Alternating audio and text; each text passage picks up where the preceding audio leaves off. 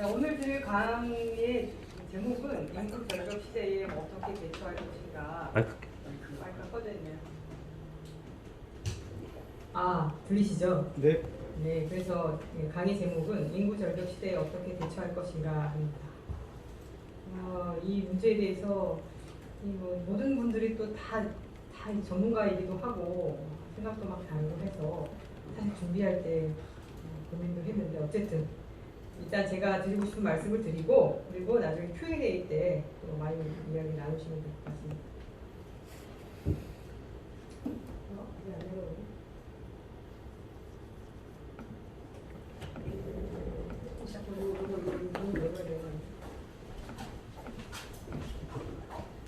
예. 아니 이게 페이지 따로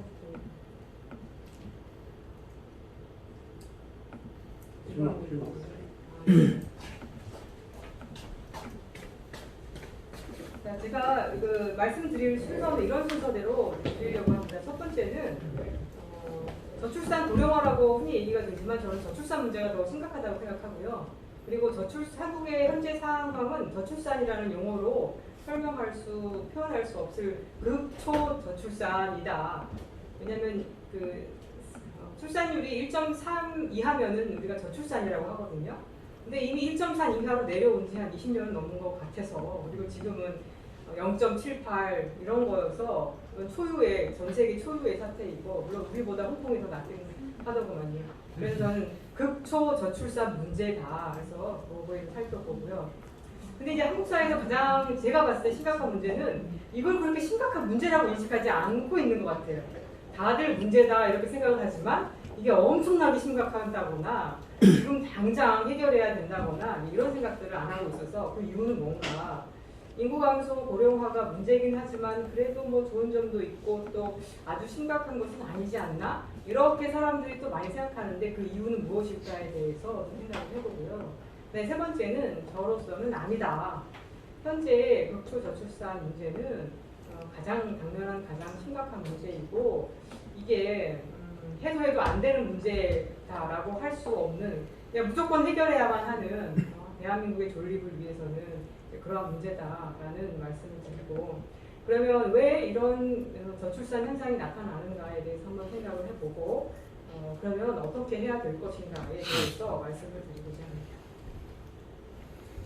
예, 자, 출산율 추이인데요. 여기 보시면은 이 인구 규모를 유지하게 해준다라고 하는 1980년대 초반에 이 이하로 이게 합계 출산율인데요. 이렇게 내려왔고요.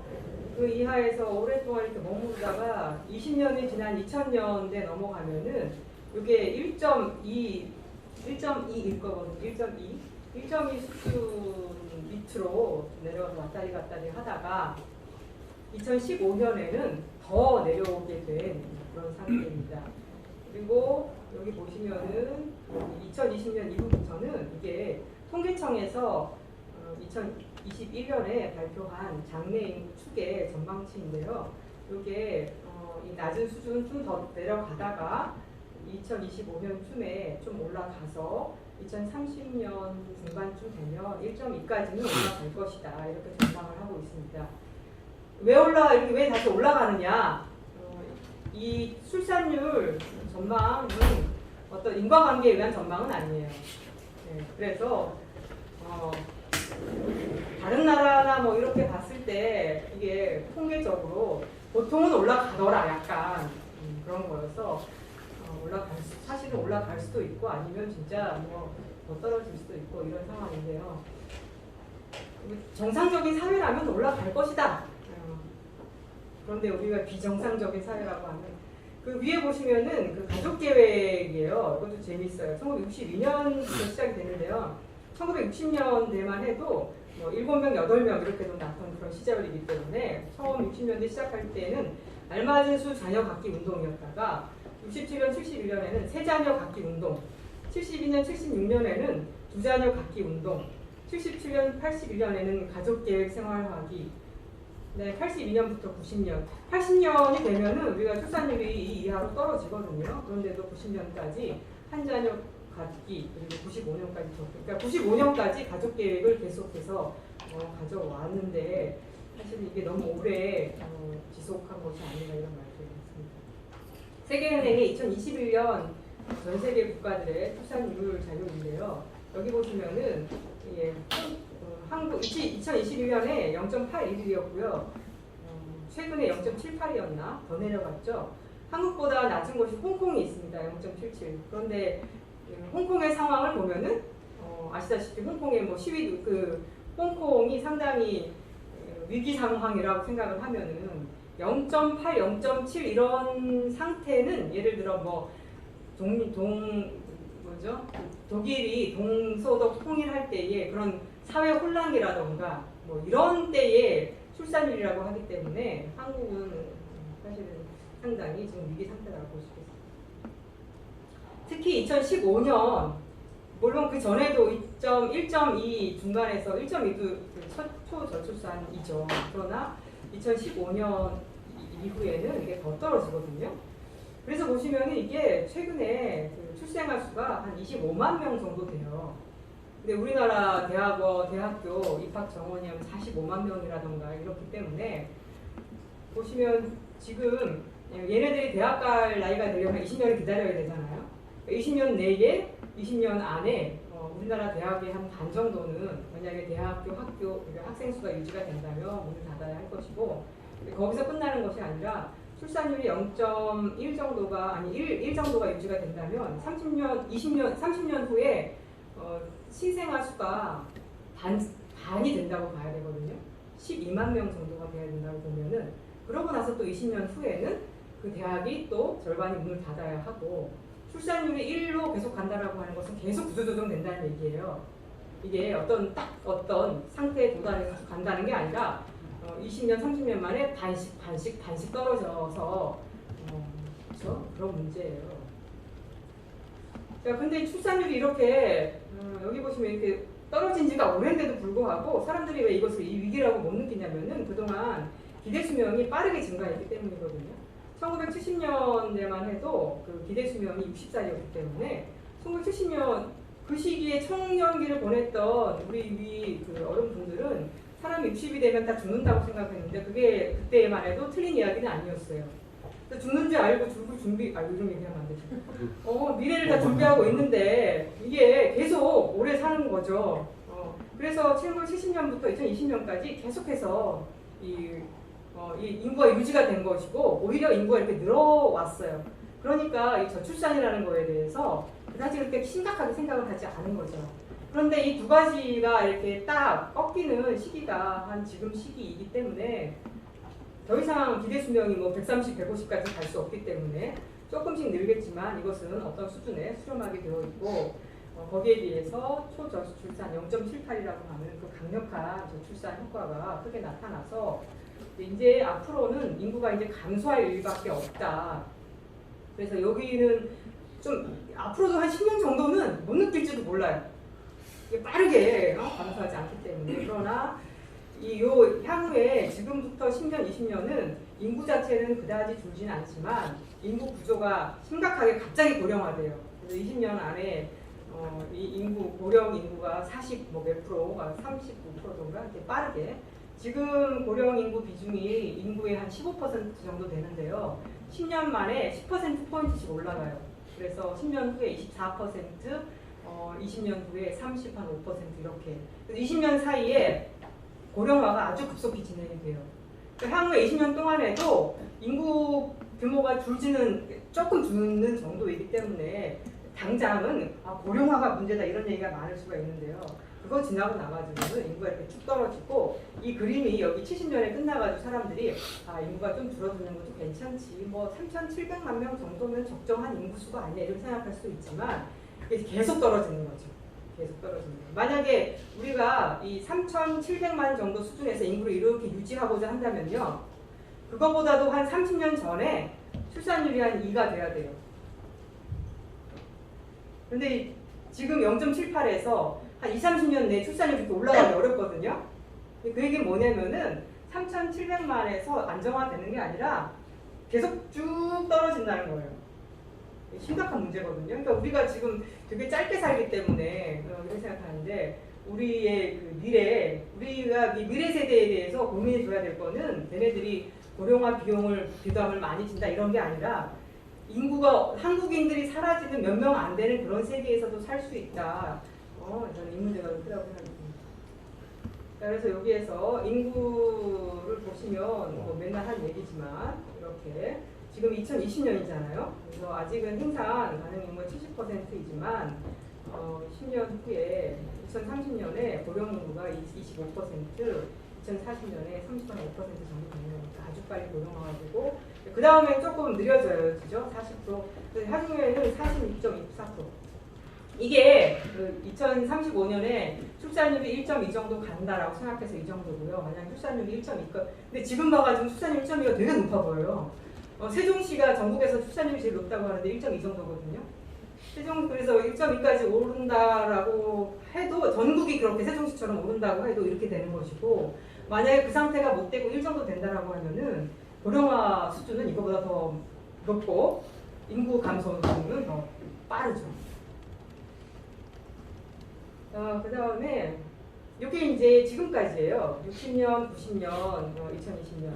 2020년을 봐도 저출산 현상이 80년부터 했으면 벌써 몇 년 된 거예요. 60년, 40년 됐나? 그런데도 불구하고 2020년까지만 봐도 고령 인구가 그렇게 많지 않고 60세 이하, 지금 다 50세 뭐 이렇게 뭉쳐있기 때문에 인구 규모도 뭐 괜찮고 고령화도 그렇게 심하지 않고 하니까 그런 감이 없는 거예요. 그리고 오히려 주변에 인구가 너무 많아서 고통스럽다. 경쟁률이 뭐 하려고 해도 심하다. 인구가 좀 줄었으면 이런 생각을 더 많이 하지만 그 다음에 2030년, 50년, 70년, 2070년에 제가 2071년에 태어났으니까 1971년에 태어났으니까 제가 100살 때 죽는다고 생각하면 이게 제가 이제 사망할 때의 그때의 인구인데요. 저기 그때 태어나는 그 숫자를 보시면은 이게 중위가정, 저위가정, 고위가정인데 그 가운데에 있는 것이 중위가정이거든요. 그러니까 10만 명 정도 되잖아요. 10만 명. 근데 이게 그 상태가 유지가 되는 게 아니에요. 출산율이 1이다라고 치면은 30년씩 거치면 이게 반토막씩 나는 거거든요. 그러니까 30년이 되면 한 5만 명. 그리고 30명이 말도 안 되는 일들이 이 지금의 현재 출산율이 이렇게 유지가 되면은 그렇게 벌어지면서 그러니까 한국이 사라진다라고 하는 게 그렇게 말이 안 되는 이야기가 아니라는 그런 얘기인 거죠. 고령화가 저출산의 악순환일 것 같은데 고령 인구가 많아지니까 부담스럽다. 나 그 고령 인구 부양하기 싫다. 애를 낳지 말아야 되겠다. 이제 그러면 더 고령 인구 부담 커지고 이게 악순환에 거의 뭐 들어갔다라고 봐야 보여지지 않는가 싶은데요. 넘어가고 그렇습니다. 근데 재밌는 거는 그 동아시아가 다 이렇다는 거예요. 왜 그런가도 참 그런 얘기인데 이게 2016년 가로축이 2016년 수준의 고령화 수준이에요. 그럼 저기 동그라미 안에 있는 나라가 홍콩, 싱가포르, 한국, 타이완. 재밌는 건 그 나라가 우리가 보통 이제 아시아의 네 마리의 용이라고 하는 그거거든요. 그 네 마리의 용 중에서 홍콩 이 나라들은 2016년에는 고령화 수준이 저쪽의 유럽 국가들보다 그렇게 높진 않았지만 이 가로축은 2016년 이후에 향후의 속도거든요. 속도가 아주 빨라요. 그래서 이거를 뭐 더해본다라고 하면은 향후 20년 후에는 비슷해지고 등등. 근데 이제 이 동아시아 국가들이 특히 동아시아 국가들 경제가 빨리 발전했던 국가들이 비슷한데 아무래도 뭐 그냥 직관적으로 얘기한다면 이 경제 발전하는 과정에서 너무 이렇게 힘들지 않았나 조로하고 있는 건 아닌가. 그 밑에 타일랜드하고 중국이에요. 중국도 상당히 이 고령화 속도가 빨라요. 이 경제학자들은 이 저출산과 고령화와 인구 감소에 대해서 보통 그 보고서를 쓰면 이런 식으로 보고서를 많이 써요. 경제학자다 보니까 경제 성장에 관심이 많거든요. 그러니까 경제 성장은 보통 GDP 규모로 측정을 하고 그리고 GDP는 생산성과 자본량과 노동량으로 결정된다고 보고 그래서 이제 이 경제학자들의 전형적인 분석에 따르면 저출산 고령화로 인해서 저기 GDP가 생산성, 자본량, 노동량으로 결정이 되는데 그 인구가 감소한다라고 하면 노동량이 줄어들죠. 그리고 그 인구 중에서 고령 인구가 많아진다라고 하면은 생산성이 좀 떨어져요. 그러니까 중요한 세 가지 요인 중에서 노동량하고 생산성이 좀 줄어들고 노동 투입이 줄어들면은 자본하고 노동은 일정한 약간의 비율이 있기 때문에 자본 투입도 줄어들거든요. 그래서 세 개의 요소가 다 둔화된다고 생각을 하기 때문에 성장의 둔화가 가장 크고 성장이 둔화되는데 고령 인구 비중이 많아지기 때문에 이 젊은 세대가 부담이 되게 커진다라는 게 두 번째 지적이고 부담은 커지는데 노후소득이 많은 것은 아니다 세 번째이고 우리나라 같은 경우에는 이러한 인구 감소가 지방에서 나타나기 때문에 지방에 있는 분들이 보통 이게 문제다라고 얘기를 해요. 그러니까 성장의 둔화, 이 부양비 부담, 젊은 사람은 부양비 부담, 은퇴계층은 소득이 불안. 이게 보면은 한국 경제 전체적으로 성장이 둔화되고 청년 세대는 부담이 증가하고 은퇴 세대는 소득이 없고 지방이 어렵고 그러니까 모든 면에서 한 네 가지 측면에서 한국 경제가 다 어려워진다 이렇게 얘기할 수 있습니다. 여기에 대해서 경제학자들이 어떻게 제시를 하냐면은 첫 번째, 두 번째가 이제 성장이 둔화되는 걸 막기 위해서 이 생산 영역, 인구, 노동 투입을 늘려야 되겠다. 두 번째, 노동 생산성을 올려야 되겠다. 근데 노동력을 투입한다는 내용을 들여보면은 저기 맨 뒤에 이민을 많이 받아들이자. 그래서 요새 이제 이민을 많이 받아들이자는 얘기가 많이 나와요.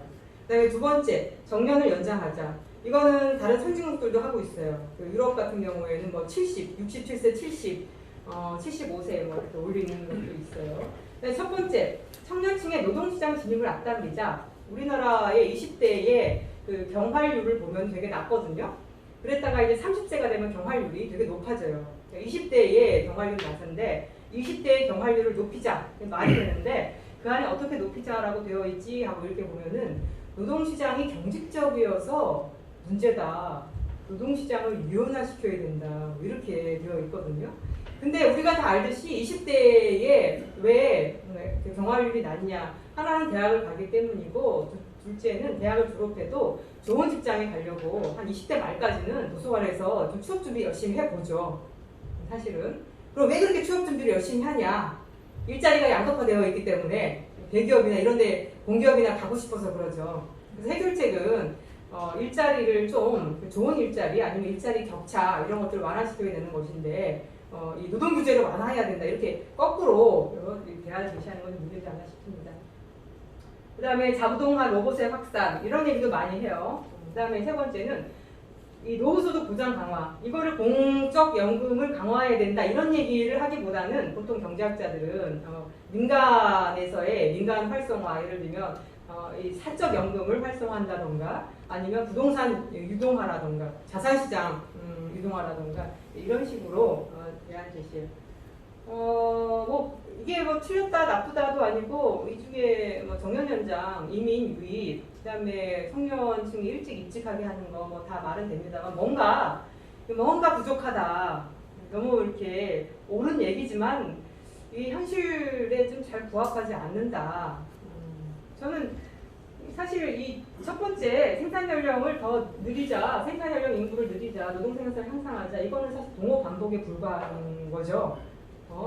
성장이 왜 둔화됐냐? 노동 투입이 없고 생산성이 낮기 때문이다. 생산을 어떻게 늘리냐? 노동 투입을 많게 하고 생산성을 높여야 된다. 그건 너무나 이렇게 직자같이 뭐라 그러죠?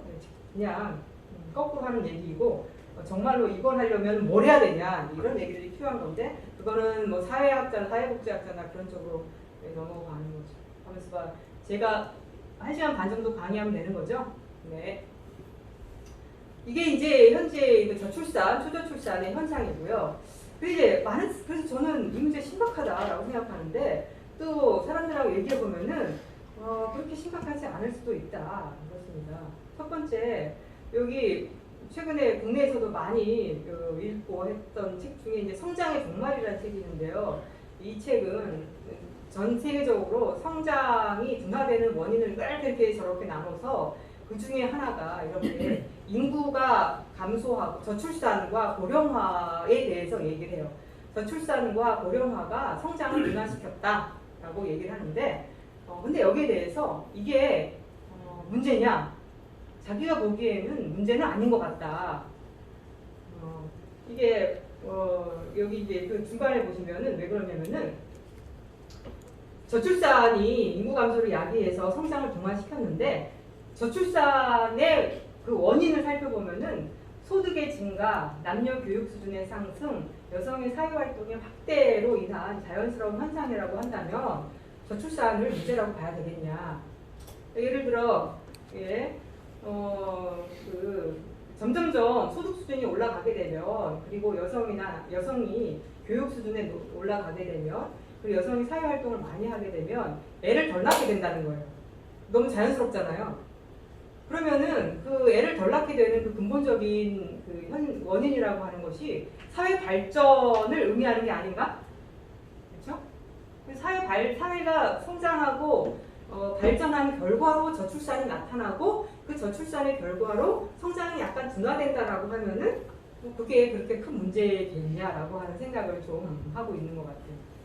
그 게리 베커라고 하는 이 유명한 경제학자는 이걸 약간 다른 식으로 설명을 했는데요.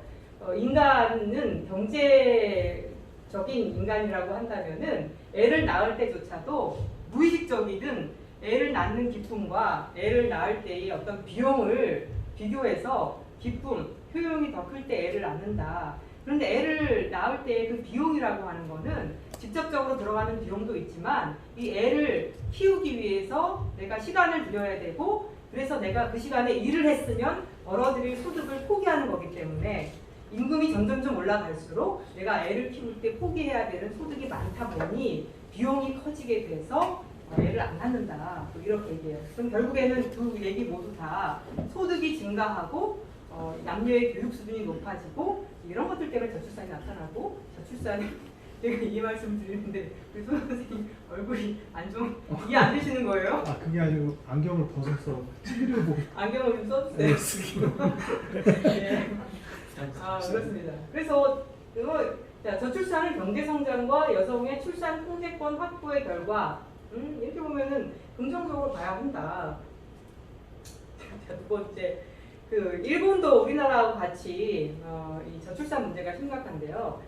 제가 읽었던 최근에 이 정현수 교수님인 것 같은데 쓰신 인구 위기 국가 일본, 여기 보면은 일본에서 이런 정부가 나서서 출산 대응 정책을 한다라고 했을 때 생각보다 여기에 대한 반대가 있었다는 거예요. 그 반대의 이유를 보면은 결혼이나 출산은 개인이 결정해야 하는 문제인데 이런 사적인 영역에 왜 국가가 관여하느냐.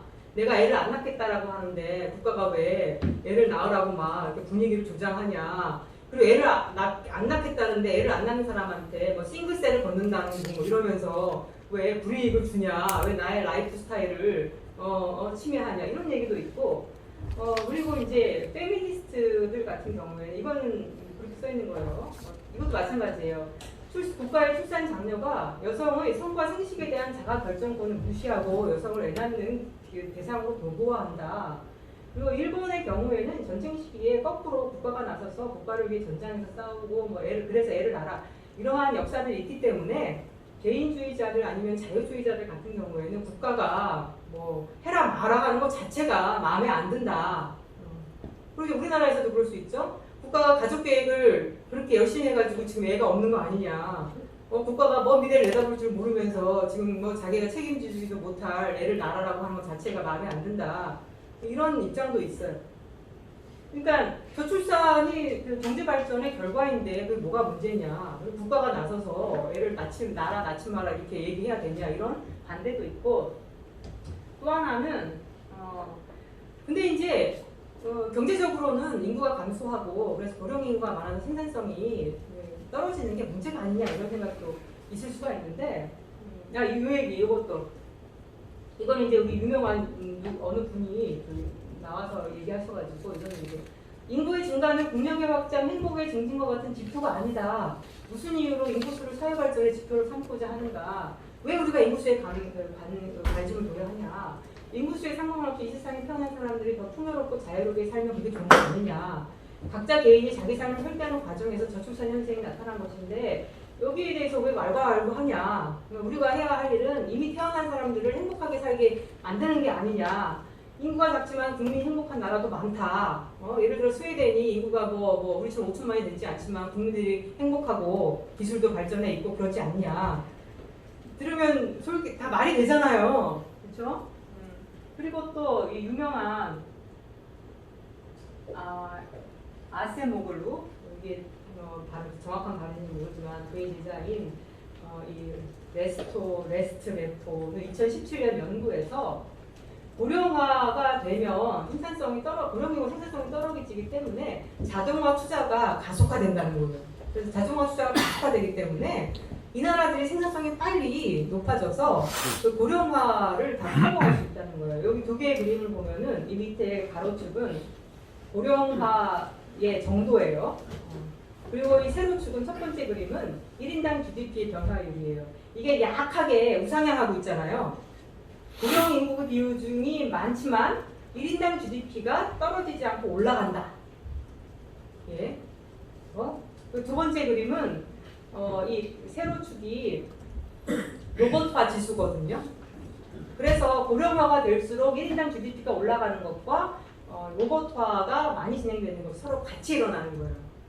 그래서 이 아세모글루 씨가 엄청나게 유명한 사람이기도 해서 영향력을 많이 행사하고 있는데 또 이게 퍼지면서 고령화가 된다고 해도 근데 이 생각들이 많아요. 제가 어디 가서 이제 막 얘기를 하다 보면은 인구 감소와 고령화가 문제다 이렇게 얘기를 하면은 이 청중 중에 아니 로봇을 들여오면 되는 거 아닌가요? 뭐 이렇게 얘기를 많이 하는데 저는 로봇화가 필요하고 좋다라고 생각하지만 약간 뭐 이런 생각도 하죠. 예를 들어 제가 아침에 일어날 때마다 저희 남편이 막 일으켜달라 그래요. 일어나기 힘들다고. 그래서 좀 일으켜주는 로봇이 있었으면 좋겠다. 그런 생각을 하는데 찾아보니까 이렇게 찡 누르면 침대가 여기서 찡 올라오는 그런 침대가 있더라고요.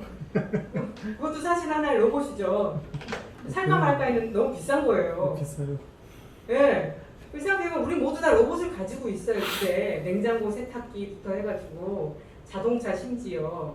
그런데 그것들의 문제는 뭐예요? 자동차가 한 번 사면 3년 마냥 가는 게 아니죠. 유지비와 등등등. 이 로봇이 돈이 많이 든다는 것이죠.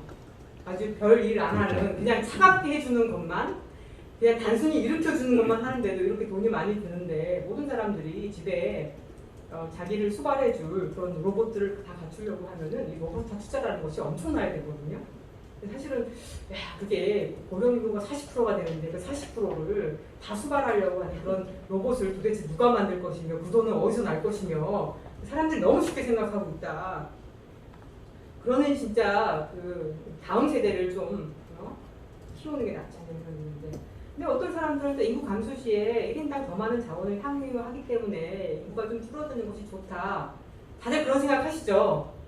인구가 좀 줄어들면 내가 집 한 두 채씩 좀 가지고 뭐 있을 수도 있다. 뭐 공기도 좀 깨끗해질 것이다. 뭐 이런 생각도 많이 하고, 예. 또 얼마 안 되면 좋은 일자리에 대한 기회도 더 많아지는 거 아니냐. 그다음에 뭐 인구가 없다면 이민을 받아들여서 해결할 수 있지 않냐. 이런 생각들이 많습니다. 그래서 저출산이 진행된 지 한 40년이 되고, 근데 그런데도 불구하고 그리고 향후에 이 문제가 심각해질 거라고 생각하는데도 불구하고 실질적으로 모두 다 저출산이 문제다라고 생각하지만 아주 뼛속 깊이 이게 진짜 문제다라고 하는 그런 사회 인식이 없어요. 이 문제가 왜 이 문제에 대한 적극적인 해결책이 모색이 되지 않느냐. 가장 큰 점은 이 문제가 정말 심각한 문제라고 하는 것에 대한 인식이 부족하다. 그리고 물론 제가 틀렸을 수도 있어요. 근데 우리 사회에서 한 번도 이 문제가 진짜 심각한 문제냐, 다른 걸 다 제치고, 예? 그런 데 대한 좀 논의가 필요한데, 이게 필요합니다. 이게 빨리 갔네. 자, 그래서 저는, 이게 심각한 문제고, 그래도 뭐, 그리고 앞에 말씀드렸던 것들은 우리가 다 앞으로 실행해야 되는 거예요. 이민 정책 중요하고요. 예? 그 다음에, 이 자동화 투자도 중요하고요. 그렇죠? 예, 다 중요합니다. 그러나 그렇게 하더라도 그게 현재 저출산이 계속 유지가 된다라고 하는 거는 자동화, 이민하고 상관없이 한국 사회 존립, 대한민국의 존립하고 관련되는 문제이기 때문에 이게 쭉 진행되다가 어느 수준에 적정한 수준에 멈춰가지고 쭉 가는 게 아니라 브레이크 없이 그냥 쭉 진행이 되는 거거든요. 지금 빨리 브레이크를 걸어도 30년 안에 이게 출산율이 좀 올라와야지 이게 좀 진정이 되지 지금 수준이면 그냥 쭉 가는 거여서 그래서 아니다. 현재 극초 저출산은 한국 사회가 당면한 가장 심각한 문제이며 이게 더 이상 희망 고문하지 말자. 제가 국민 이런 얘기 하면 안 되지. 제가 어디 위원회에 위원을 하는데 이 문제가 나왔는데 그 나이 드신 분이 나이 든 교수님 그러시더라고요. 이 문제는 아니 출산을 올린다고 벌써 한 20년 정도 저출산 고령화 위원회를 돌렸지만 이건 안 되는 거 아니냐.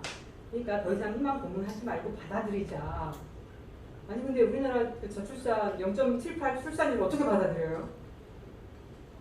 그러면 이제 대한민국이 사라질 판인데. 그래서 그거는 아니다. 이거는 그냥 반드시 해결해야만 하는 문제예요. 이게 이 기다 아니다. 그래서 이건 반드시 해결해야 하는 문제라고 저는 생각을 합니다. 왜 그러냐? 아까도 말씀드렸지만 인구 감소와 고령화가 서서히 진행되다가 어느 수준에서 멈춘다면은 괜찮다. 대응이 가능하다. 아까 말한 자동화라던가 이민이라던가 그 다음에 심지어 그 노인들이 요새는 65세에 꼭 은퇴할 필요는 없는 것 같아요. 왜냐하면 건강한 노인들이 많기 때문에 그 고령 인구 기준을 70세라던가 75세라던가 이렇게 올려도 경활 인구를 그렇죠? 대응을 할 수 있어요. 그런데 그러면은 고령 인구 어떤 기준을 바꾸면 사실 고령 인구가 확 줄어드는 거거든요. 실상은 안 바뀌지만 바뀌는 거거든요. 근데 저는 고령화보다도 더 심각한 문제가 인구 감소라고 생각해요. 인구 감소. 그러니까 이렇게 출생률이 작으면 어떻게 되냐면은 점점 이렇게 노인네들만 많다가 태어나는 사람들이 없어. 노인네들이 이렇게 죽어가면서 급속하게 이렇게 인구가 줄어드는. 현재의 초저출산율 이거는 심각하고 현재와 같이 빠르게 브레이크 없이 진행되는 것은 위기 상태와 구조 조정이 지속되는 것이고 좀 답이 없다.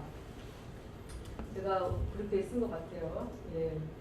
첫 번째는 서서히 진행되다가 어느 수준에 멈추는 거라면 자동화 그리고 여러 가지를 동원해서 대응할 수 있다. 그리고 그거는 지금도 우리가 대응해야 되고요. 왜냐하면 고령화가 진행되고 있기 때문에 그렇지만 조만간 20-30년 내에 출산율을 반등시키는 그런 반등이 없으면 그거는 답이 없다. 라는 얘기를 이렇게 했습니다. 예. 소규모의 인구 감소는 모르겠지만 대규모의 인구 감소는 한국 경제에 큰 충격을 야기할 것이다. 그러니까 빨리 반등하면 좋다라는 얘기죠. 일단 반등을 해야지 한국이 소멸하지 않는 것이고 빨리 반등을 시켜서 인구를 좀 유지해야지 좋지 않을까 생각합니다. 그 밑에 보면은 사실 우리나라는 자원이 없는 국가이고 가진 것이 사람밖에 없는 경제라고 할 수 있다. 우리 맨날 그렇게 얘기하잖아요. 사람으로 이 한국의 경제 수준을 이룬 것이죠. 그런데 가장 중요한 생산 요소인 우리가 가지고 있는 어떻게 보면 유일한 생산 요소인 사람이 줄어들고 있다고 하는 거는 이건 경제 어떤 경제 토대의 근원이 없어지는 거하고 똑같다. 이 사람이 줄어든다라고 하는 거는 참신한 아이디어를 생산할 토대가 줄어든다는 것이다. 이거 어떤 경제학자가 논문을 썼는데 제가 그거를 찾다가 못 찾았는데요. 예, 그렇습니다. 많은 사람들이 집중적인 소통을 할 때에 집단지성이 발휘되고 그러면서 참신한 아이디어가 생산이 되는 것이라고 한다면은 사람이 시장이기도 하고 사람이 참신한 아이디어의 보고이기도 하고 그 밑에 우리나라는 현재 5천만의 인구를 가지고 있기 때문에 다양한 산업 포트폴리오를 보유하고 있습니다.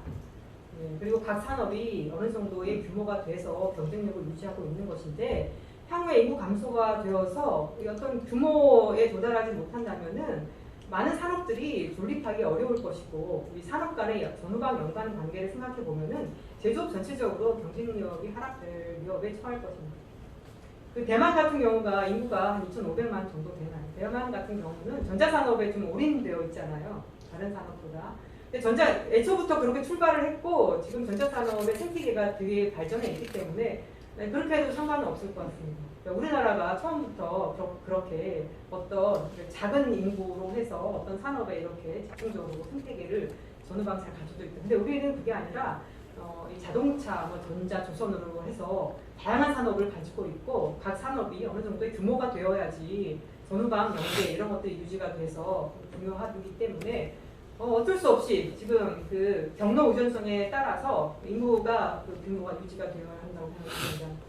또 내수 시장이 어느 정도 규모가 되어야지 변동성이 큰 해외 시장으로부터의 안전한 역할을 할 수 있게 되겠고 문화상품 이런 것들도 되겠고 대만은 또 이 차이니즈 디아스포라가 커요 또. 근데 우리는 그렇지도 않아요. 그래서 내수 시장도 중요하다고 생각합니다. 북유럽 국가들 예를 들어 핀란드, 스웨덴은 인구 규모가 작지만 스웨덴 같은 경우에 자동차도 있고 등등등 다양한 산업 포트폴리오를 가지고 있어서 야 인구가 작아도 되지 않냐 이렇게 생각할 수도 있지만 이 북유럽 국가들은 서로 이렇게 네트워크 긴밀한 경제 통합이 되어 있다라고 봐도 될 것 같습니다. 걔네들은 그 나라들은 에너지 시장도 통합이 되어 있거든요. 그래서 우리는 거의 섬나라로 되어 있고 주변에 있는 국가들이 다 떨어져 있고 그렇다라고 하면은 내수 시장도 중요하고 그래서 이거는 그 앞에 경제학자들이 흔히 하는 얘기는 아니에요. 아까도 말씀드렸듯이 경제학자는 이렇게 좀 이런 툴로 투입량과 생산성 이것으로 경제 성장을 얘기하는 편인데 저는 좀 그거보다는 좀 다양한 규모가 중요하다. 인구 규모가 어느 정도 나와줘야지 그리고 중요하다는 얘기를 드리고 그 다음에 이민으로 해결 가능하다. 그 이민으로 성공한 나라로서 보통 호주나 캐나다나 미국 이런 나라들을 들고 있는데요. 이 나라들은 원래 이민으로 이루어진 국가이기 때문에 이민 정책이 아주 뭐 200년 뭐 경제됐다라고 칠 수도 있겠고 이 나라들은 자연적 땅덩어리도 넓고 등등등 하기 때문에 이민 뭐 괜찮다라고 싶습니다. 유럽 국가들도 이민을 많이 받아들였는데 유럽 국가들을 보면은 심각한 사회 갈등이 있고 사회 통합이 잘 안 됩니다. 유럽 국가들이 인권과 복지 국가를 지향하는데도 사회 통합이 어려운데 그 이유는 제가 잘 알지는 못해요. 근데 추측을 해보면은 하나는 이민자들에 대해서 동일한 그런 가치를 적용하지 않기 때문일 수도 있고 둘째는 동일한 가치를 적용한다는 것이 또 하려고 하는데 잘 안 되는 그럴 수도 있습니다. 유럽은 사회 통합이 잘 안 되다 보니 지금 구구 정당들이 그 정권을 잡고 하는 경우가 많은데 그만큼 다인종의 사회 통합이 어렵다는 거예요. 우리나라도 지금보다는 이민에 대해서 문호를 더 개방할 필요가 있지만 저는 현재 한국에서 살고 있는 이민자 정책부터 좀 잘해야 된다. 그렇죠? 다민족 다문화 문제는 한국 사회에서 새로운 갈등의 문제가 될 것인데 그냥 일할 사람이 부족하니까 들어와라 이렇게 하는 건 아니다. 현 상황에서 현재 한국에 태어난 그 2세 그네들부터 그 계층부터 더 통합시키고 그러고 나서 이민 문제를 얘기해야 될 것 같습니다.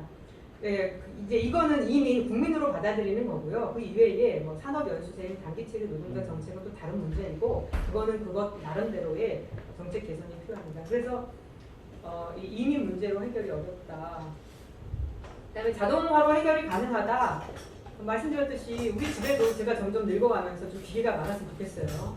그래서 저를 일으키는 기계부터 해가지고 좀 많았으면 좋겠습니다만 자, 생산인구 감소와 고령화의 일부는 자동화로 대응이 가능할 것이다. 기계의 활용은 인구 절벽을 대응하기 위한 주요 수단이 될 것입니다. 그런데 현재 이 자동화가 지금도 진행이 되고 있는데 지금 어떻게 진행이 되고 있는가를 어떻게 보면은 향후에 진짜 자동화가 솔루션이 될 것인가에 대해서도 저는 참 의문스럽다 이런 생각이 듭니다. 우리나라가 세계에서 자동화가 가장 빠른 국가예요. 보통 인구 몇만 명 중에 자동 기계가 몇 대냐인데 우리가 월등하게 그 자동화 수준이 높아요. 우리 바로 다음이 싱가포르가 있는데 격차가 되게 심하거든요. 그래서 지금도 자동화가 많이 되어 있고 기계가 많이 들어와 있어요. 그래서 이 자동화가 되어 있고 기계가 들어와 있는데 그래서 한국 사회가 그로부터 아주 큰 혜택을 받고 있냐? 지금 어떠냐면은 이게 하나의 퍼즐인데 한국은 R&D 지출도 많이 하고요. 자동화도 많이 되어 있는데 이 생산성 향상이 안 보여요. 지난 10년간 생산성 증가율이 0.7 정도밖에 되어 있지 않아요. 그래서 이걸 보통 이제 프로덕티비티 퍼즐 이렇게 부르는데요. 그래서 자동화가 활성화되면 생산성이 올라가고 생산성이 올라가면 성장에 도움이 될 것이다 라고 하는 것이 지금 맞지 않다. 왜 그러냐? 자동화가 급속히 진전되는데 오히려 한국 사회는 일자리 양극화가 심화되고 있어서 지금의 자동화는 그냥 단순하게 노동을 대체하기 위한 자동화거든요. 한국의 자동화는 자본가들에 의해서 진행이 되는데 그 과정에서 노동의 개입이 하나도 이루어지지 않고 있기 때문에 노동의 생산성을 높이는데 사용되지 못하고 그냥 기계로 대체된다는 거죠. 저의 예를 들면 향후에 저희 집에 그 기계가 들어오면 제가 쫓겨날 것 같다. 뭐 이런 생각이 듭니다. 그다음에 또 하나는 이 자동화가 막 진행이 되더라도 이 기계를 누가 소유할 것이냐. 결국 기업이 소유할 거잖아요. 그 기업이 그 기계를 일할 사람이 없으니까 기계를 사가지고 생산 현장에 투입을 할 거잖아요. 그래서 생산이 유지가 된다라고 해도 그렇게 나온 결과물을 국민 전체가 나눌 것이냐? 아니거든요. 그 기업한테 너 기계 투입해가지고 많이 생산했으니까 이제 그것을 우리가 나눠 쓰자. 그럼 나라에 바칠 거면은 기계를 도입하겠어요? 안 할 거거든요. 그러니까 자동화로 해결이 가능하다라고 하는 것은 자동화의 결실을 국민 전체가 그 고령 인구도 같이 나눠 갖는다라는 전제가 있어야 되는데 그것은 이 자동화에 대한 세금을 왕창 낸다는 것인데 그렇게 하면은 기업이 자동화를 시킬 것이냐 뭐 그렇습니다. 그래서 이 자동화도 인간이 이것을 어떻게 활용하는가가 중요한데 현재 진행되는 사태를 보면은 자동화가 양극화를 유발하고 그 일자리를 빼앗고 물론 자동화가 새롭게 만드는 일자리도 있죠. 그 기계 산업도 이제 부흥을 하고 그렇지만 그 한편에서 사라지는 일자리와 양극화를 해소하지 못하고 있기 때문에 향후에 자동화가 진행이 되는 것은 한국 사회의 새로운 갈등 문제를 야기할 것이다. 이게 해결책이 될 수 있지만 이게 진정한 해결책이 되기 위해서는 자동화를 우리가 어떻게 이용할 것인가에 대한 사회적인 뭐 합의라던가 자동 기계의 통제라든가 뭐 이런 것들이 있어야 된다. 그래서 앞부분에 계속 여러 가지 말씀을 드렸는데요. 또 하나는 그래서 심지어 연결된 얘기예요. 그 기계를 자동화를 막 시키고 기계를 도입해서 고령 인구도 부양할 수 있고 생산 인력이 없는 생산 인력이 부족한 문제도 개선을 할 수 있다. 그러면 이제 생산 인구가 줄어들고 고령 인구가 많아지지만 기계를 대체해서 생산성을 올려서 생산은 유지가 되는 거잖아요. 그런데 그걸 가지고 고령 인구를 부양할 수 있겠느냐 이런 문제인데 세금을 걷는 문제하고 관련이 되는 거예요. 이게 제가 이거 시간이 없어서 이거 자세하게 말씀드리지 못하는데 이제 이걸 말씀드릴게요. 자 여기 보시면은 그 인구 감소 때문에 장기적으로 경제 성장률이 이렇게 떨어진다고 전망이 되어 있어요. 5차 국민연금 재정추계를 최근에 했거든요. 이제 여름에 발표가 될 것인데요. 재정추계 전망에 따르면은 2023년에서 30년 실질 경제 성장률이 1.9에서 그다음에 다음 10년 사이에 1.3 이게 쭉쭉쭉 떨어져서 80년이 되면 0.3이 돼요. 이게 어마어마하게 낮은 거지만 사실은 그 인구가 줄어들어서요.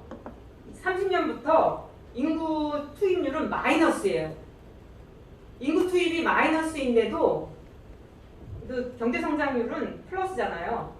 그거는 왜 그러냐면은 인구는 줄어들지만 다른 두 개의 생산 요소인 생산성도 둔화되지만 마이너스는 아니고 조금은 유지가 되고 자본도 마이너스는 아니고 유지가 되거든요. 그러니까 인구의 기여도가 쭉 줄어드는데 다른 두 개의 기여도는 그래도 둔화되지만 조금 유지가 되고 있어서 경제 성장률이 이루어진다는 거예요. 이건 무슨 얘기냐면은 그래도 미래에 일하는 사람들은 오히려 소득이 빨리 늘 수 있다는 거예요. 일을 하는 사람이 적기 때문에. 그래서 그 사람들이 보험료를 내잖아요. 그럼 사실은 충분히 부양할 수 있어요. 아까도 말씀드렸듯이 기계를 막 도입하면은 그 기계를 소유한 사람이 생산하는 양은 어마어마하거든요. 그 중에서 조금 더 많은 비중을 내면은 사실은 사회를 다 부양할 수 있어요. 근데 그 사람들한테 그렇게 내게 할 수 있느냐?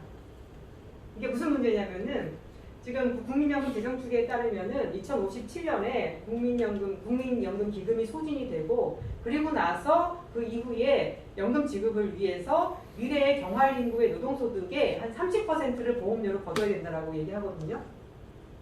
근데 미래 경활 인구의 소득이 많을 것이기 때문에 30%를 걷어도 지금보다는 훨씬 많은 소득을 누리게 되어 있어요. 근데 신문에서 아니 30%를 보험료로 내야 돼?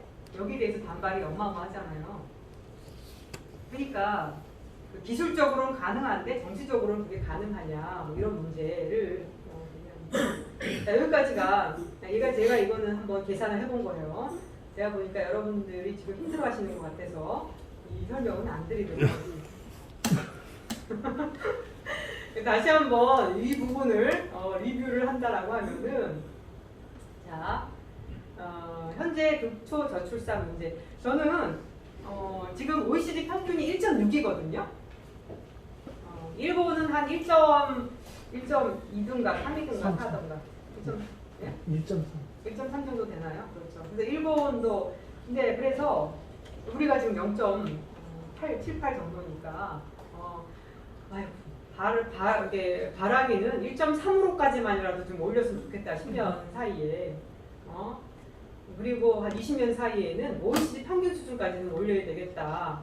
정 못하면 우리의 라이벌 일본 수준까지는 좀 올렸으면 좋겠다. 1.3까지는 좀 올렸으면 좋겠다. 그래서 제가 이야기하는 건 지금 2는 바랄 수도 없어요. 인구 규모를 유지하는 2는 바랄 수도 없고 그냥 OECD 평균 수준에 그래도 그러면 이제 이 국제 이 정치적으로 어떤 영향력 정도는 유지할 수 있으니까 현재의 수준 정도 유지할 수 있으니까 1.6까지는 가야 되거든요. 1.6까지가 지금은 너무너무 너무나 먼 목표가 되어버렸는데 그래서 1.3, 1.6 이렇게 빨리 좀 가는 모습. 자, 왜 다시 한번 리뷰하면은 지금 상태라고 하면은 브레이크 없이 쭉 줄어든다. 뭐 적정한 3천만 명, 2천만 명 수준이 아니다. 그냥 쭉 줄어든다라는 얘기고 인구가 이렇게 없어지는데 그렇죠? 그래서 이 산업 기반 자체가 훼손될 것이다. 이민 뭐 우리가 이제 다 없어지고 이민자의 국가가 되려고 한다면 이민도 해결 가능하겠지만 한국이라는 것이 존재하려고 한다면 이민은 이민이 뭐 인구의 한 10%는 글쎄요. 어떻게 이민으로 이거를 해결하려고 하는지 저는 이해가 안 된다. 자동화도 말씀드렸죠.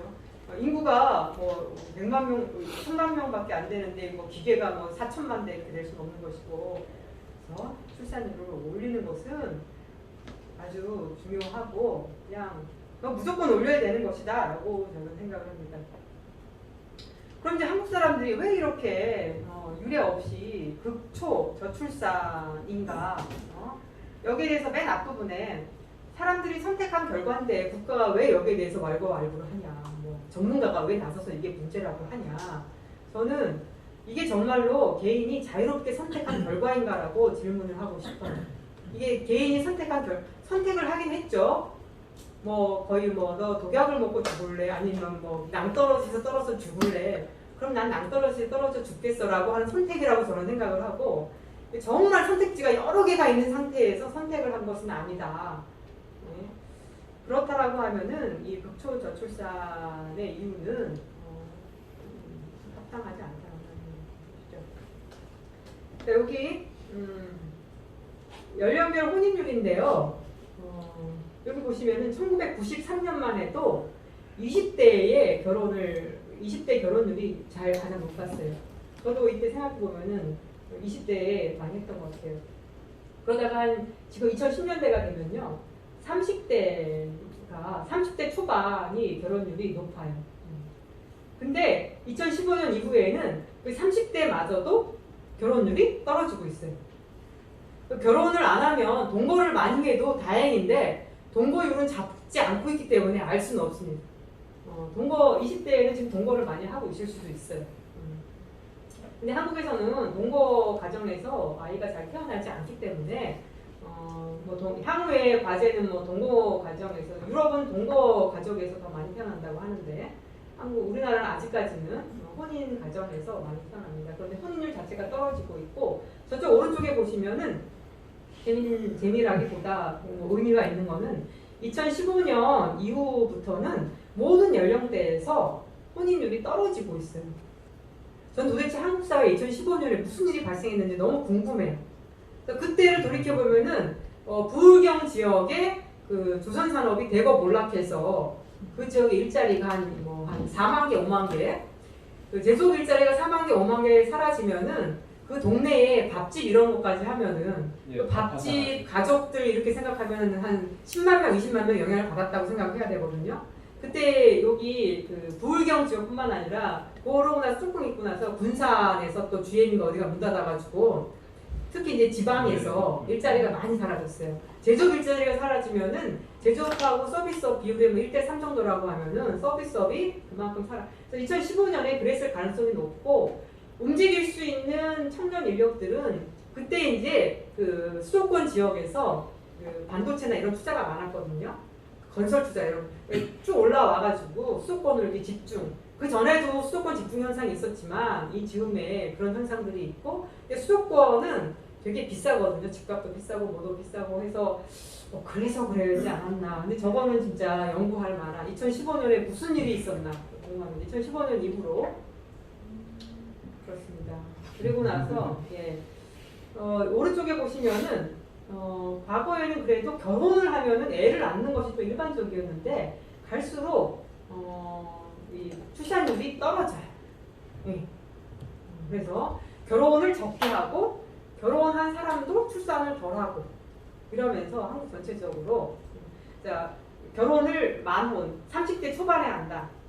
늦게 하고 안 하고 결혼해도 애를 안 낳기도 하고 30대 초반에 하면은 그때 결혼한 다음에 곧장 애를 갖는 것이 아니라 뭐 자기 커리어도 좀 더 쌓고 하자라고 하다 보면 그 시간을 놓칠 수도 있고 그러면서 한 아이 낳기도 버겁고 그런 상태가 이제 진행이 되고 있어요. 그렇습니다. 요거는 뭐 그런가 보다. 그러면서 그래 뭐 결혼을 해야 되나? 이런 생각이 드니까 그럴 수 있지. 뭐 애를 꼭 가져야 되나? 뭐 그럴 수도 있지. 근데 그 다음 그림을 보면요, 이게 요 데이터가 한국 통계청에서 경제활동 인구조사 통계를 가지고서 만든 건데 2018년에 30대 남성 임금 근로자의 혼인율을 보면요, 소득 1분위 하위 10% 임금 근로자의 혼인율이 20%밖에 안 돼요. 이건 너무나 상관관계가 너무 뚜렷하잖아요. 네, 소득 수준에 따라서 이 혼인율이 이렇게 달라지고 있다. 그 오른쪽은 상위 10%의 혼인율은 2008년이나 2018년이나 조금 줄어들긴 했는데 그래도 높은 편인데 하위 10%의 혼인율은 그래도 2008년에는 57% 정도는 혼인을 했는데 이게 20대 혼인율이면 이해가 돼요. 요새 20대에 결혼한 사람이 없으니까. 근데 30대는 대부분이 이제 결혼 정년기라고 얘기하기 때문에 이건 되게 의미가 있어요. 30대에 결혼을 못하면 안 하면 40대에 하게 될 확률은 상당히 좀 낮아지기 때문에 이게 중요한데 이때를 보면은 그렇죠. 이거 제가 뭐 몇 번 여기저기 강의할 때도 하는 얘기인데 제가 2017년인가 그때 어떤 뭐 무슨 그 뉴스 신문사의 창립 10주년 기념식에 창립 토론회 기념 토론회를 하는데 2017년이 문재인 정부 집권한 첫 해고 2018년이었나 갑자기 이제 부동산 가격이 많이 오르면서 부동산 문제를 어떻게 해결해야 될 것인가 그런 토론회가 있었어요. 그때 이제 토론하시는 분 중에 어떤 분이 이러는 거예요. 한국 사람들의 부동산 사랑은 막을 수가 없기 때문에 이 부동산 사랑의 마음을 해소할 수 있게 경기도 어느 지역에 신도시를 막 만들어가지고 그쪽에 재테크를 하게 해주지 않으면은 서울에 대한 이 투기는 멈추지 않을 것이다. 그래서 제가 열받아가지고 아니 지금 부동산 가격이 너무 높아가지고 청년들이 결혼을 못하고 이 결혼을 못해서 저출산 문제도 발생하고 그래서 한국 사회가 이렇게 망하게 되었는데 그게 무슨 말씀이냐. 근데 갑자기 플로어에 앉아있던 사장님이 벌떡 일어나시더니 저에게 정세훈 교수님은 너무 잘못 생각하고 있습니다. 네? 그랬더니 지금 젊은이들은 싱글 라이프를 즐기기 위해서 결혼을 안 하고 있는 것입니다. 제가 그래서 그 사장님하고 싸우려다가 그냥 관뒀는데요. 싱글 라이프를 즐기기 위한 것이라고 하면은 이게 소득 수준과 상관없이 비슷해야 되는 거 아니에요? 이게 아니에요, 이게. 그래서 그걸 보시면은 결혼 정년기인 20, 30대 인구에게 이제 요새 설문을 해보면은 결혼은 꼭 필요한 것이 아니다라고 생각한다는 거예요. 그런데 이걸 딱 보고서 싱글 라이프를 즐기기 위한 것이다. 그런데 결혼을 왜 필요한 것이 아니다라고 생각을 하냐면은 결혼을 하려고 생각해보니까 집도 있어야 되고 번듯한 직장도 있어야 되고 자기가 애를 낳아가지고 키울 자신도 없고 그런 거예요. 그걸 다 고려하고 나니까 그런 것을 다 감안하고 어떻게 왜 결혼을 꼭 해야 되나? 저는 그렇게 대답을 하는 것이라고 생각을 해요. 예, 일자리를 구하기 쉽지 않고 주거비 부담이 높아지고 있다는 경제적 이유, 아이를 키울 형편이 되지 않기 때문이다. 좋은 일자리를 가진 저 상위 윗부분에 있는 사람들도 결혼 안 한 사람들이 많거든요. 이 이유 중에 하나는 진짜 싱글 라이프를 즐기려고 하는 사람들도 있죠. 근데 이 위에 있는 사람들도 그 고소득 직종을 유지하려면 너무 바쁜 거예요. 요새 젊은이들은 남자들도 다 집안일을 같이 해야 되는데 자기가 일하고 가정을 양립하기 어렵다 생각을 하고 그래서는 안 할 거라고 생각이 돼요. 그러니까 사실 여기 계신 분들도 7시 이후에 다 집에 가셔야 되는데 죄송합니다. 일가정 양립 이런 것들이 중요한데 이 결혼하기 어려운 이유 중에 하나가 이 높은 주거비인 것 같아요. 그래서 이게 출산의 걸림돌이고 아이를 키울 환경이 되지 않는 거죠. 이런 건 많은 연구 결과를 통해서도 나타나요. 배우중 교수가 2019년에 주거비 부담이 출산에 미치는 영향, 2000년 이후 혼인 가구를 중심으로 한국 노동 패널을 가지고서 연구한 바에 따르면은 혼인 당시를 기준으로, 그러니까 혼인한 가정의 출산인데 월소득 대비 주택 임대료 비율이 높은 가정일수록 첫 출산 및 추가 출산의 가능성이 낮았다. 그러니까 이거는 우리가 피부로 느끼는 것들을 이렇게 연구해보면 그대로 나온다는 그런 얘기예요. 네, 국토연구원이 2022년 9월에 주택가격 상승이 출산율 하락에 정책적 영향 연구를 해보면은 주택가격 상승 충격은 자녀 출산을 포기하게 하는 중요한 이유이고 최근에는 이 영향력이 더 커졌다. 2010년대 중반부터는 주택가격 충격에 따른 출산율 하락의 반응이 빨라지고 그러니까 2015년 아까 말씀드렸던 그 15년 그 무렵에 있었던 여러 가지 이유 중에 하나가 이런 일들도 있는 거죠. 근데 의미 있는 거는 그 밑에 보시면은 토지주택연구원이 2017년 임차 가구 거주 형태가 자녀 수에 미친 영향, 이걸 민간 임대하고 공공 임대하고 비교를 해봤을 때 공공 임대에 거주하는 가구가 평균 자녀 수가 좀 많다는 거예요. 그리고 SH 도시연구원이 2022년에 발표한 것에 따라도 공공 임대가 많다는 거. 근데 한국 사회는 전체적으로 보면은 집 없는 가구가 한 45% 정도 되고, 그 다음에 이 집 없는 가구 중에 많은 사람들이 민간 임대에 살고 있어요. 네. 그래서 이 부분, 그다음 집 있는 가구들도 이 다주택은 얼마 안 되고요. 사실은 이 다주택자들이 집을 많이 가지고 있는 거죠. 한국 사회는 그래서 민간 임대에 살고 있는 사람들이 많다 보니, 그리고 전체적으로 이 주거비가 높은 거, 그 다음에 주거비가 높은 것이 출산의 걸림돌이 된다는 것은 간접적으로 이렇게 생각해 볼 수 있는데요. 또 다 아는 얘기지만 서울 그리고 경기도 이렇게 서울, 경기, 대도시 이런 쪽이 출산율이 낮고요. 그 위에 보면 도시 중에서 세종은 높아요. 세종은 높은데 그 나머지 전남, 강원, 경북 이런 데는 약간 소도시 아니면 농촌 도시, 지방 이런 데가 출산율이 높아요. 2010년부터 13년까지는 수도권 전입, 수도권은 서울하고 경기도 다 포함한 거죠. 전입자가 비슷한데요. 2013년 뭐 이럴 때부터는 2016년 이럴 때부터네요. 수도권 전입이 훨씬 많아져서 서울 집중이 지금 갈수록 심화되고 있는 그런 상황.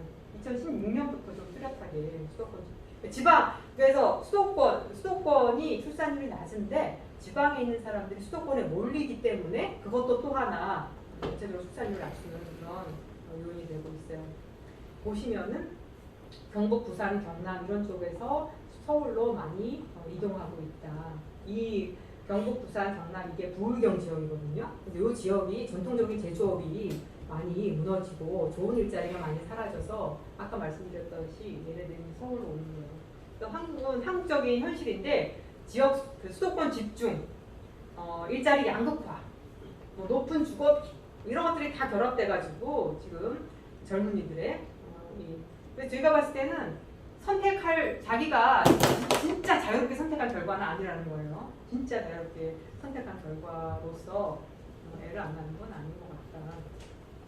좋은 일자리를 가진 사람도 애를 키우기가 너무 버겁다. 주거비가 일단 많이 들고 애를. 자, 요거는 여성은 약간 달라요. 자, 여성은 남성은 이렇게 자, 여성은 이 1분위, 2분위, 3분위가 혼인을 했는데 이게 뭐죠? 이게 혼인율이 높잖아요. 소득이 낮은 사람들이 혼인율이 높잖아요. 여성은 이게 왜 이렇게 다르냐? 여기에 대해서 이제 뭐라고 하냐면 남성과의 차이점. 자, 남성과의 차이점 첫째. 저소득층에서 남성보다 혼인율이 월등하게 높고, 그다음에 고소득층에서 보면은 고소득층에서 남성의 혼인율은 상위 10%의 혼인율이 86%잖아요. 근데 이제 여기서 보면은 여성은 72%거든요. 그러니까 이 두 가지 점이 다른 거예요.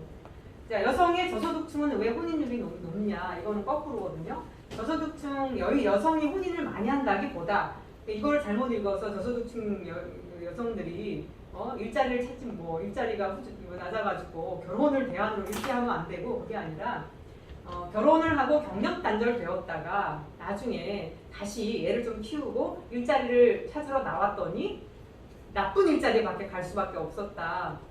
그래서 혼인한 여성들의 많은 사람들이 낮은 일자리로 갈 수밖에 없다. 아, 결혼하고 나서 재래치는. 예, 그렇게 봐야 된다는 것이고, 이 윗부분은 돈도 많이 벌지만 이 여성들이 남성보다 결혼을 덜 하냐라고 하는 고소득층의 경우에는 제가 봤을 때 제가 여성 죄송하지만 고소득층이잖아요. 제 주위에 좀 이런 분들이 좀 많은데 보면은 경력 단절 우려를 한다. 그리고 출산 육아의 부담으로 혼인을 기피한다. 그리고 어느 정도의 이거 다 남녀 다 마찬가지일 것 같은데 어느 정도 안정적인 일자리를 잡으면 나이가 너무 많다. 그때 되면 참 결혼하기가 어렵다. 사람 만나기도 어렵고 그 많은 것들이 저는 그 경제적인 문제에 다 결정을 한다. 이게 생활 라이프 스타일이나 이런 것들이 바뀐 것도 있지만 그 무의식적이든 뭐든 경제적인 어려움이 한국 사회 그렇기 때문에 이거는 자발적인 비혼과 그 아이를 갖지 않기라기보다 그것이 너무 어렵기 때문에 어쩔 수 없이 이 독을 먹고 죽을 것이냐 그렇다고 해서 제가 뭐 출산을 안 하. 저는 충분히 개인의 그런 선택을 존중해야 된다고 생각합니다. 자, 넘어가서 양성 평등도 중요하다라고 하는 것도 있어요. 넘어가겠습니다. 그러면 어떻게 해야 되냐? 첫째, 지자체 간 아이 뺏기 경쟁은 바람직하지 않다. 이게 지자체에서 출산을 하면 뭐 1,000만 원을 준다는 이랬더니 아이 날 때가 되면 옆 동네로 이사 가잖아요. 네? 진정한 출산이나 이런 것이 돼야 되는 거지. 그 지자체 간 인구 경쟁, 인구 뺏기 경쟁 이런 것은 좀 안 될 것 같고 이거는 뭐 한두 가지 해서 될 일은 아니고 극초 저출산이 심각한 문제라고 우리 사회가 인식을 한다라고 하면은 전체적으로 이 시스템 전환이 되어야 하는 것 같다. 근데 그러다 보면 시스템 전환이니까 이게 뭐 간단하지 않은 문제여서 저는 약간 중장기적인 과제하고 단기적인 과제, 당장 할 수 있는 과제와 시스템 전환을 포기하지 말고 추구해야 될 것으로 나뉠 것 같습니다. 여기 보시면은 일자리 양극화 해소 이게 쉽게 안 되는데 일자리 양극화 해소가 되지 않고서는 한국 사회 많은 문제들이 해소가 될 수가 없습니다. 그래서 우리는 이 객관적인 생산성 격차보다도 더 심하게 양극화되어 있는 것 같아요. 대기업, 중소기업 이렇게 비슷한 능력을 가져도 대기업에 들어가냐 한 끗 차이로 중소기업에 들어가냐 이렇게 임금격차가 많기 때문에 한국 사회 전체적으로 임금격차 해소 노력을 해야 되는 것 같고 수도권 집중 완화 다들 수도권에 몰리는 이런 현상은 수도권에 땅 가진 사람들한테 제일 유리한 결과를 가져온다. 많은 젊은이들이 여기 높은 임대료로 수도권에 땅 가진 사람들한테 소득을 넘겨주는 그런 일을 하고 있다. 그래서 이거 중장기적으로 시스템 전환, 양극화 해소와 지역 단기적으로 우리가 지금 더 열심히 해야 될 거는 출산 양육 교육에 있어서 국가가 그 부담을 확 낮춰줘야 하는 것이다. 자기가 번 돈으로 애를 키울 수 없을 것 같아가지고 아예 미리 포기하는 사람들이 있는데 낳기만 하면 진짜 국가가 진짜 키워준다. 나에게 보내라. 뭐 이런 수준으로 애를 키워주지 않으면 그다음에 돈을 잘 버는 여성도 마찬가지예요. 나의 커리어를 유지하려면 경력 단절을 안 시키려면 애를 누군가 키워줘야 되는데 지금은 이제 부모님들도 안 키워주려고 하거든요. 부모님들도 자기의 삶이 중요하고 본인의 몸이 너무 힘들기 때문에 그래서 이거는 돈을 많이 버는 거하고도 또 약간 다르게 진짜 이 시스템이 잘 갖춰져. 단기적으로는 주거, 출산, 양육에 있어서 복지가 대폭 확대되어야 하고 복지가 확대되려면은 세금을 걷어야 되는 문제인 거죠. 장기적으로는 노동시장의 문제, 수도권 집중 완화의 문제, 한국 사회 시스템을 바꾸는 문제가 필요합니다. 자, 15년간 뭐 280조 원을 쓰고 저출산 반전 실패했다. 그래서 아무리 해도 안 된다라는 그런 분위기가 많은데요. 여러분들 280조 하면 어마어마한 돈인 것 같잖아요. 근데 이걸 15년간 280조 원을 쓴 거예요. 그래서 제가 15로 나눠봤어요. 그랬더니 연간 18조 원에 불과하다. 우리나라 지금 GDP가 얼마죠? 2천조 원 가깝거든요. 2천조 원에 18조 원이면 이거 정말 세 발에 핀 거거든요. 그걸 쓰고서 이게 안 바뀌었다라고 하는 거는 말도 안 되는 얘기를 하고 있는 거다. 그래서 저는 진짜로 돈을 어마어마하게 쓰고도 안 된다라고 하면 할 말은 있지만 어마어마하게 쓰지도 않았는데도 이 언론이 제목을 18년간 280조 원 쓰고 저출산 반전 실패 뭐 이렇게 써서는 좀 안 되지 않냐. 자, 그 증거가 여기에 있어요. 가족, 이 가족에는 뭐 아동, 보육, 그다음에 이 노인 부양 뭐 이런 것들 들어가 있을 것 같은데 가족 공공지출 GDP 대비로 보면은 OECD가 평균이 1.7에서 2% 정도예요. 그러면은 2천조 원에 2%라고 하면은 40조 원 정도 돼야 되는 거죠. 예. 우리는 지금 0.1에서 1.2로 많이 올랐지만 한참 격차가 있고 특히 그 유럽 국가 중에서 출산율이 높은 국가가 프랑스하고 스웨덴, 프랑스는 1.9 정도 돼요. 1.9 엄청 높죠. 스웨덴도 1.6 정도 되는데 이 두 나라를 보면은 3, GDP 3%, 뭐 3.5% 이렇게 이 정도 써야지 우리가 썼다라고 하는 것이라고 스웨덴의 사례를 보면은 1930년대에 저출산이 심각했어요. 산업화라고 하는 거는 아까 저출산을 여성 교육 수준이 높아지고 소득 수준이 높아지고 여성이 사회 활동이 많아지면서 출산율이 떨어지거든요. 여기 보시면 1980년대에 오른쪽이 합계 출산율인데 5명 이렇게 됐다가 이게 1910년대가 되면은 2.9명 30년대가 되면 2.00, 35년이 되면 1.7명으로 이렇게 확 떨어지거든요. 그래서 우리보다 100년 전에 스웨덴에서 이 저출산 문제가 심각했어요. 산업화 국가들이 다 이거를 맞이하게 되는 거죠. 자, 그때 보면은 1910년에 보수파인 자유국민당 정권은 피임 기구의 광고나 판매를 제한하는 법률을 제정했고 이걸 통해 피임을 억제하려고 했어요. 1930년대, 그런데 1930년대에는 저출산 문제가 더 심각해졌죠. 1930년대 인구 문제를 본 두 가지 상반된 입장이 있었습니다. 하나는 출산 장려주의자들이라고 할 수 있는 보수주의자들은 저는 출산 장려주의자는 보수주의자는 아니에요. 출산 장려주의자라고 할 수 있는 보수주의자들은 인구 감소가 스웨덴의 소멸을 초래한다고 우려했고 출산율 저하가 개인의 과도한 사치나 이기주의에서 비롯된 것이라고 비판했어요.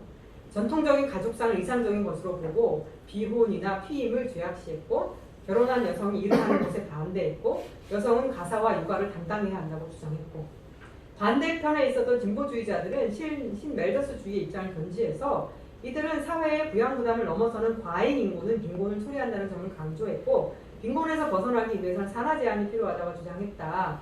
그러니까 인구가 감소하는 게 바람직하다 이렇게 생각한 거예요. 이런 주장은 진보 정당이었던 사회민주당의 지지를 받았습니다. 이때 스웨덴이 어떤 선택을 하게 되냐면요. 이때 이제 1934년에 미르달이 부부인데요. 남편이 군나 미르달 유명한 경제학자이고 부인이 모모 미르달의 사회학자인데 이 두 부부가 1934년에 인구 문제의 위기라고 하는 책을 써서 여기에서 어떤 원칙을 이야기했는데 제가 읽어보면서 제가 평소에 생각하는 거하고 똑같아서 나는 경제학의 대가가 될 수 있는 그런 장래성이 있구나. 네, 여기 보시면은 첫째, 출산율 저하의 원인을 개인의 도덕성이나 뭐 이런 것이 아니라 사회 구조의 문제에 있다고 보았습니다. 경제적인 어려움이나 여성의 노동시장 진출, 여성의 노동시장 진출을 해야 되는데 일가적 양립이 어렵다는 거죠. 그래서 둘째, 그래서 이거는 그 보수주의자들의 의견에 반대하는 거예요. 둘째, 저출산에 대해서 신멜더스 주의자들처럼 환영해야 할 현상이라고 보지 않았습니다. 저출산으로 인한 인구 감소는 소비 축소, 생산 축소, 사회 전반의 축소를 야기해서 사회의 존속을 위협하고 그래서 국가는 인구 정책을 발동해야 한다. 이거는 저도 이렇게 생각을 해요. 근데 셋째, 인구 정책이 필요하지만 개인의 자유라는 민주주의 규범은 지켜야 한다. 자녀를 가질지 말지는 개인이 선택하는 문제이다. 국가가 강요할 문제는 아니라는 거죠. 가족은 스스로의 행복을 위해서, 그러니까 사람은 자신의 행복을 위해서 아이를 가질지 가지지 말지를 결정해야 하는데 그때에 단 부모가 되고 싶은 사람의 자유를 방해하는 경제적, 사회적 곤란을 국가가 해결해 줘야 한다. 나는 결혼하고 싶은데 집이 없고 소득이 없어서 결혼을 아예 포기한 사람이라고 한다면 그런 사람들한테 국가가 도움을 줘야 된다는 거죠. 그래서 넷째, 국가의 인구 정책은 자녀 양육에 대한 부담을 국가가 떠안는 거. 국가가 키워준다, 전적으로 키워준다 그런 생각이 있어야 되는 거예요. 그래서 이거를 기초로 해서 물론 이때에 이 정책과 공감하는 여러 이제 정치인들이 있었죠. 사회민주 3인당에 뭐 등등등 예 있었습니다. 그 사람들의 정책에 반영이 되고 그래서 스웨덴 복지국가가 이때 형성이 된 거예요. 그래서 스웨덴 복지국가는 처음부터 여성의 사회활동을 지원할 수 있는 그런 복지체제를 만들었거든요. 처음부터 1930년부터 그다음에 노인 부양부터 해가지고 그래서 그 프로젝트를 국가는 국민의 집이 되어야 한다. 그러니까 그 전까지만 해도 가정에서 다 돌봄이 이루어졌다라고 하면은 1900때부터는 본격적으로 국가가 가정을 돌보고 아이를 돌보고 부모를 돌보고 아이를 키우고 이런 것들을 국가가 하겠다라는 것이었고 저는 이게 이제 우리 사회가 지금 필요로 하는 그런 정책이라고 생각합니다. 그래서 지금 우리가 뭐 어떻게 해야 되냐 결혼을 할지 말지 아이를 가질지 말지 이건 개인의 선택인데요. 이것이 정말 자유롭게 선택이 되려면은 진짜 선택을 할 수 있어야 되는 거예요. 그렇죠? 제가 이렇게 생각해 봤어요. 사람들 중에 돈도 있고 시간도 있는데 결혼도 싫고 아이도 싫다. 이런 사람 국가가 신경 안 써도 돼요. 네? 근데 돈도 있고 시간도 있고 결혼은 싫지만 아이를 갖고 싶다. 그럼 국가가 결혼의 문제에 개입할 필요 없이 출산만 좀 해주면 돼요. 출산과 양육을.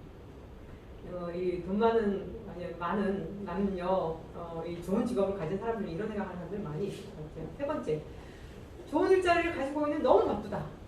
결혼하고 애를 키우면 좋은 일자리를 잃을 것 같다. 저 이런 문제는 약간 그렇긴 한데 한국 사람이 전체적으로 일을 너무 많이 해요. 그래서 향후에 좀 한 3일 정도만 일하고 좀 다들 좀 많이 쉬어야 돼요. 그리고 제가 좀 나이가 들어보니까 몸이 여기저기 쑤시거든요. 제가 30, 40대에 너무 밤을 많이 샌 것 같아요. 이 좋지 않아요. 그래서 우리 모두가 일을 덜 해야 돼요. 그래서 전체적으로 일을 덜 해야 되는데 일을 덜 하면 돈을 조금 버니까 뭔가 이렇게 그렇잖아요. 그래서 국가가 돈이 안 드는 시스템을 바꿔야 돼요. 그래서 가장 많이 돈이 드는 게 주거비거든요. 그러니까 정말 주거비를 낮춰줘야 돼요. 근데 여기 1, 2, 3번은 약간 정책의 당장의 어떤 열심을 두고 정책을 해야 될 대상은 아닌 것 같다는 생각이 들고 3번, 4번 정도가 당장 열심히 정책을 해야 될 대상인 것 같다. 3번 결혼도 하고 싶고 아이도 갖고 싶지만 소득이 많지 않아서 키울 형편이 없다. 근데 부모 부양도 내가 해야 된다. 집도 없다. 이게 이제 정책의 대상이다. 국가가 도와줘야 될 주거와 부양의 부담을 국가가 완화해줘야 된다. 좋은 일자리 만들기는 계속 중요한데 이건 단기적으로 어렵죠. 그래서 일자리 격차를 완화하면서 신규로 좋은 일자리 지방에 만들기 이건 이제 중장기적으로 해야 되고요. 두 번째, 가성비 좋은 주거를 마련해줘야 된다. 이 지옥구에 사는 사람들을 끌어내줘야 된다. 국가가 또 아이를 키워줄 정도로 가족 관련 복지를 대폭 늘려야 한다. 사교육비가 많이 들지 않도록 교육도 국가가 시켜줘야 한다. 부모 부양을 국가가 해줘야 한다. 예, 그래서 이 부분을 국가가 좀 지금의 한 2배, 3배로 해야 되고. 아니 그래서 우리 충남대 같은 경우에도 충남대 어린이집이 있긴 한데 그 충남대에 교수도 애가 있겠지만 대학원생도 애가 있을 수가 있고, 그리고 우리가 젊은 사람들의 출산을 장려한다라고 하면은 심지어 석사 학생들도, 학부 학생들도, 그렇죠? 애를 키울 수 있는 환경이 돼야 되죠. 그럼 학교 안에 엄청난 대형 보육원이 좀 있어야 될 것 같은데 우리 학교에 그게 없어요. 그래서 그렇게 아주 집 근처에, 직장 근처에 애를 정말 키우기 쉽게, 그리고 혼자 애를 키워도 키울 수 있게 그런 걸. 그러니까 여성의 경우에는 좋은 일자리를 가지고 있더라도, 그럼 가지고 있으면 있을수록 더 힘들어. 결혼하고 결혼 안 하고 출산하기가. 왜냐면 경력 단절 될까봐. 그렇죠? 그래서 출산육아에서 남녀 평등이 중요하고, 근데 서로 싸우게 해서는 안 돼요. 그렇죠? 좀 덜 바빠야 되고, 일주일에 3일만 일하고 나머지 일가정 양립하게 일가가정 양립을 위해서 복지 정책을 해야 돼.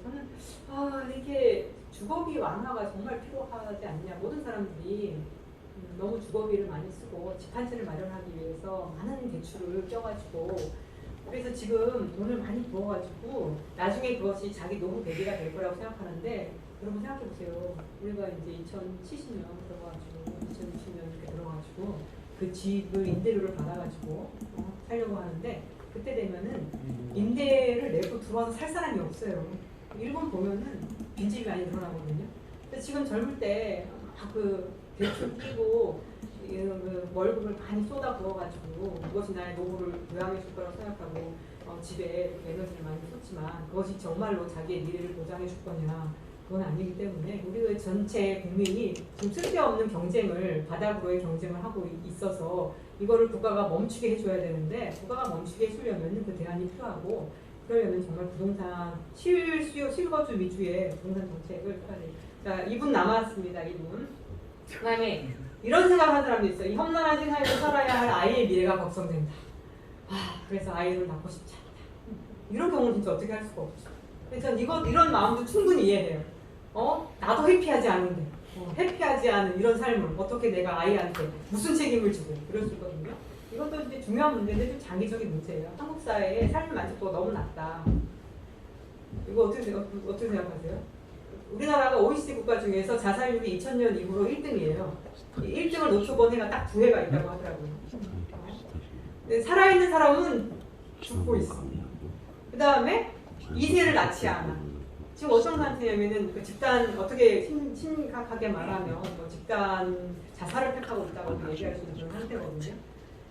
그런 상태에서 내 아이의 미래가 걱정된다고 충분히 이해가 되고, 이제 사실 이 5번이 해소가 될 때에 우리가 이 모든 과제를 해소하는 것이 아닌가 그런 생각이 듭니다. 이런 문제를 애를 낳고 싶고 애를 키우고 싶고 그런 사회야말로 한국 사람들이 행복하다라고 느끼는 그런 사회인 것 같습니다. 자, 슬라이드가 2개나 모르구나. 그래도 이거는 말씀드리겠어요. 이런 변화를 하는 데 있어서 중요한 것이 우리가 재정 보수주의를 좀 뛰어넘어야 되는 것 같아요. 지금부터 30년 내에 극초 저출산율 반전을 이루어지지 못하면 암담하다. 그런데 이걸 하려면 진짜 국가가 돈을 좀 많이 써야 돼요. 돈을 안 쓰고서 이런 문제를 해결할 수가 없어요. 돈이 가는 곳에 마음이 가는 거거든요. 그래서 돈을 많이 써야 돼요. 많이 쓰려면 증세를 해야 돼요. 그래서 실질적인 복지국가를 확립해야 돼요. 그리고 가성비 좋은 공공임대도 제공을 해야 돼요. 지금은 땅 팔아가지고 공공임대를 하다 보니 땅값이 올라가니까 이게 정합적이지 않은 그런 부동산 정책을 하고 있는데, 근데 현재 한국 사회에 심각한 하나의 그 유령이 떠도는데 그게 바로 재정 보수주의라는 거거든요. 재정 보수주의란 1980년대 시작된 현재 개혁의 재정 정책 기조로서 감세, 작은 정부, 재정 균칙 혹은 균형 재정 추구, 국가가 적자를 해서는 안 된다 이런 정책이에요. 국가가 급하게 하시지 마시고 그걸 다 이해하실 것 같아요. 국가가 뒤로 물러나고 민간이 주도하는 경제로 가야 한다는 이런 재정 보수주의가 한국 사회를 이렇게 딱 장악함에 따라서 국가가 무슨 일을 해야 되는데 이 일을 못 하고 있다고 저는 생각합니다.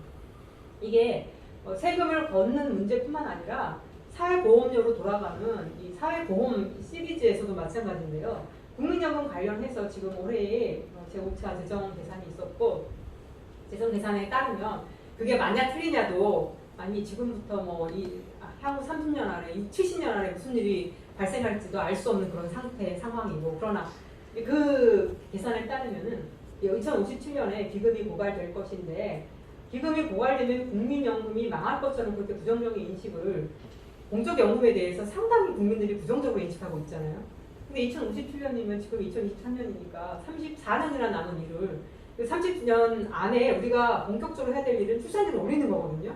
근데 지금 정부에서는 뭐라고 이 국민연금에 대해서 얘기하냐면은 고령화로 인해서 가장 심각한 문제는 국민연금의 기금이 2057년에 고갈되는 문제다. 이 국민연금을 고갈시키지 않기 위해서 지금 보험료를 한 2배 정도로 올려야 됩니다. 보험료를 2배 정도로 올려서 기금을 쌓아야 된다. 근데 지금 살기가 퍽퍽하잖아요. 국민연금 2배로 올리면 근데 보장성은 똑같아. 그럼 너무 더 살기가 어려워지는 거 아니에요? 그럼 지금도 살기가 힘들어서 애 낳기 힘든데 지금 미래에 보장성은 똑같은데 보험료를 2배를 더 내래. 근데 그게 돌아오는 것도 아니고 그냥 기금을 쌓는 것에 불과해요. 근데 지금 우리나라에 그 펀드가 어마어마하게 많지만 그 펀드가 많아가지고 그 펀드가 진짜 잘 유용하게 쓰여지나요? 펀드가 주식시장 내에서 주식 사고팔기 이렇게만 진행이 되는데 기금을 더 쌓는다라고 하는 것이 한국 사회의 근본적인 문제 해결에 도움이 안 되는데 지금 당장 고령화로 인한 가장 심각한 문제는 연금 기금 고갈이다. 이건 저는 말이 안 된다. 고령화로 인한 가장 심각한 문제는 극초저출산의 문제이고 이걸 해결하기 위해서는 당장 보험료를 올리느니 마는 이것보다 향후의 30년 동안 어떻게 해서든 국가가 그렇습니다. 자, 심지어 미래에 우리를 위협하는데 여기 보시면은 기금이 고갈된 이후에 그때 보험료가 현재 9%를 유지하면 파란색으로 계속 들어와요.